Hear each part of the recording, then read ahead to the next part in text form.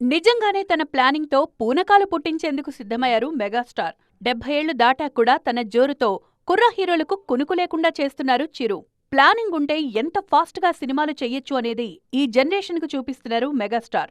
Hit ఫ్లాపులతో పనిలేకుండా ఏడాదికి 2 సినిమాలైతే చేయాలని ఫిక్స్ అయిపోయారు చిరంజీవి. 2022లో ఆచార్య, గాడ్ ఫాదర్ సినిమాలతో వచ్చిన చిరు 2023లో వాల్తేరు వీరయ్య, భోళా శంకర్గా వచ్చారు.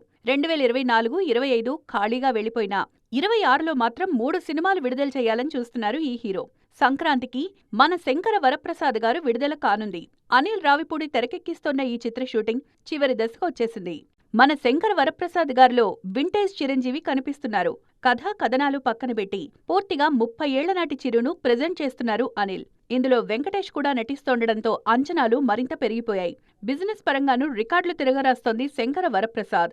నయనతార ఇందులో హీరోయిన్ గా నటిస్తున్నారు. అనిల్ సినిమా వచ్చిన 3 నెలలలోపే విశ్వంభర విడుదల కానుంది. ఇక జనవరి నుంచి బాబీ సినిమా పట్టాలెక్కించబోతున్నారు మెగాస్టార్. అన్నీ కుదిరితే ఈ సినిమాని 2026 దసరాకు విడుదల చేయాలని చూస్తున్నారు ఈ హీరో.